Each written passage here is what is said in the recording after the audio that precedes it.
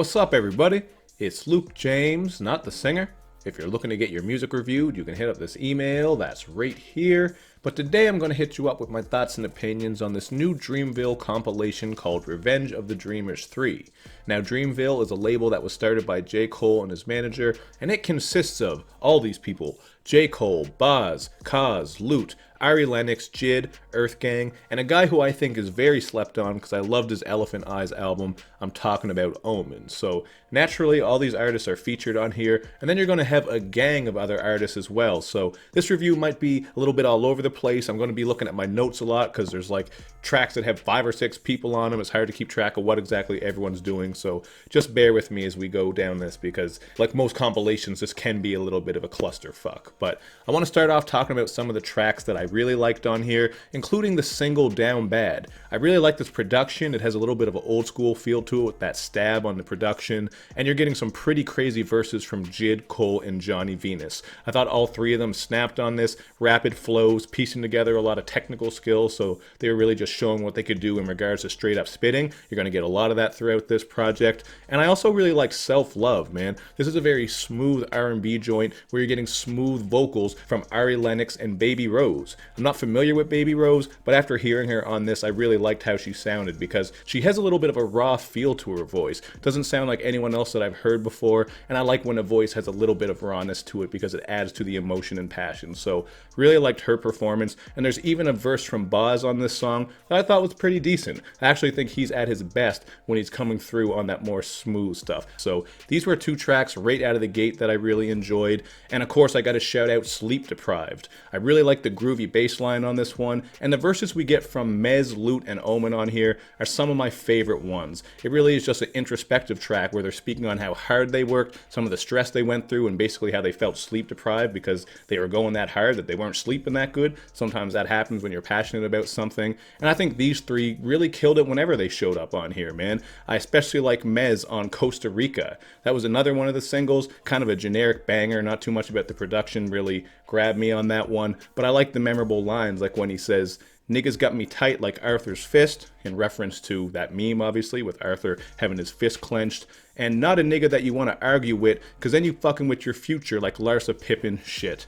That line is especially savage because we all know about how Future was out there fucking around with Scottie Pippen's wife, and I think she's always out there messing around, man. I don't know what's going on with Scottie. He's got to look into that. And I also got to point out, by the way, as we do on this channel, that Buddy has a line on here about sticking his thumb up a girl's butt. So yes, in 2019, we are still getting rappers thumb wrestling buttholes. But to move on from that, because that's a dark and dirty road we don't want to go down if you catch my drift, we got Omen showing up on PTSD. This is another more laid back and gentle track, so I like that. And in general, those were the songs on here that I liked the best, the ones that were a little bit more smooth, because some of those more generic styled bangers just have so many people on them coming together rapping. There's no cohesion or direction. Some of the verses run together. Some of the verses just really aren't that great, to be honest with you, from what a lot of people are doing on here. But then you do have great verses too, so just like every compilation is hit or miss, man. You get some good, you get some bad, you get some ugly. It's just about what you like the best, and I really like the smooth joints on here. But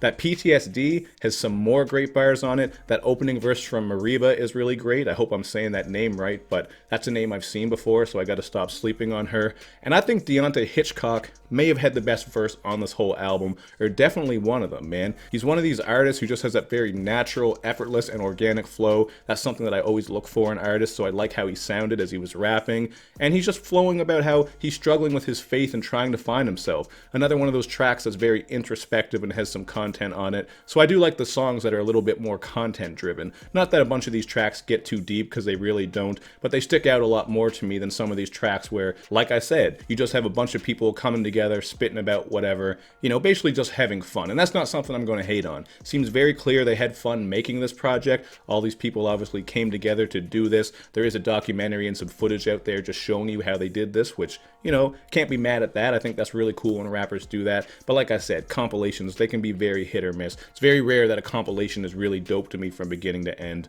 and I didn't really get that here. But moving on to some of the things on on here that I didn't really care for. We have LamboTruck, which might have had the worst hook of the year. That shit was just awful, in spite of some decent performances from Cause and Reason. I thought those verses were alright. And on 1993, again, we're getting this decent boom bap posse cut, but then another bad hook that sounds like a transformer having its head dunked into a bathtub. So the thing with this, like compilations do, you're gonna have parts on these songs where you like certain parts, like, oh, I really like this guy's verse. Then someone else is gonna come in, you're gonna say, fuck man, that verse is trash. That kind of ruins a song. Or maybe you like the beat, but then the hook's bad. That's just what you get here because there's not a lot of cohesion, as I said. And I think that's a pretty fair critique, to be honest with you. I could understand someone might love this compilation more than me, especially if you're into these artists more than I am. But again, the theme here, like with most compilations, is you're going to get a little bit of everything. So it just depends on what you like. Now, we also had that J. Cole single, Middle Child, on here. I thought that shit was mid when it dropped, and I still don't really care for it. Just very generic, and J. Cole sort of leaning more into the commercial Trappist style of music. I didn't really care for that song. And then on Oh Wow Swerve, he had the audacity to spit. So active on the radio, I'm radioactive nigga. That's a bar. I had to give it to him.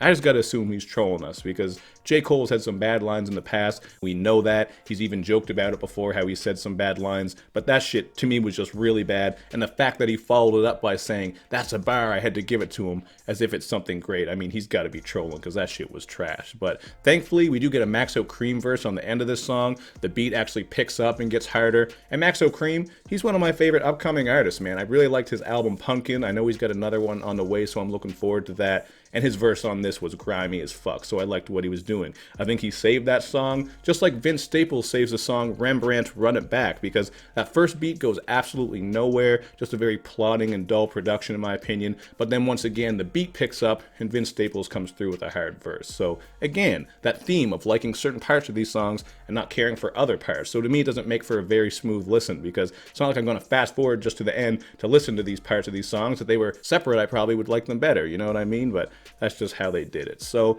yeah, for me, this is like a 3 out of 5. I feel the same way about this, kind of like I do with that DJ Khaled project, although this is much better, so let me make that clear. But just the idea of a bunch of people coming together, not really going with any direction, not a lot of deep content or concepts, that kind of, you know, that's something that I look for in reviews. You guys know that by now, so I'm sure you're not surprised with what I'm saying here and how I feel. And it kind of reminds me of that Beast Coast project too, because it had some of those similar issues where you got all these people crammed together. Too many cooks spoil the broth. Is that what the saying is? That's kind of what you get on this one and some of these other compilations. But yeah, it seems like they had a blast making this. I think it's a cool idea. I'm certainly not against compilations, and it works fine as a showcase. There's some artists on here who I haven't really heard of before or wasn't very familiar with that now I'm going, I gotta go and check those projects out. And that's the main point of a compilation, really, just to show you different sounds and styles and artists. So I think it's good, man. A 3 out of 5 is a good score. It's not a negative score. I'm just not gonna go with a 3.5 because I don't see myself coming back to this a lot. It's not gonna be an honorable mention, but there's certainly some good moments on here, and I would definitely recommend you check it out, because with so many different things going on, you're sure to come out of this with a couple of tracks. I just only really liked maybe 4 or 5 out of all the songs on here, and it's over an hour long, so that's not really a great ratio. But all the other tracks, I mean, there are a couple that I didn't like. I already talked about those ones, and then with the rest of them, they're pretty good. Like, they're decent songs, but I'm not going to go out of my way to come back to them or rant and rave about them. So that's what I got to say about this one. I know it's probably a little bit all over the place, but compilations are hard to review, man. This shit will give you reviewers fatigue because it's so long. You got so many people everywhere. You're trying to keep track of who's doing what, who's coming in here. There's even this tiny Kendrick Lamar hook on that first song.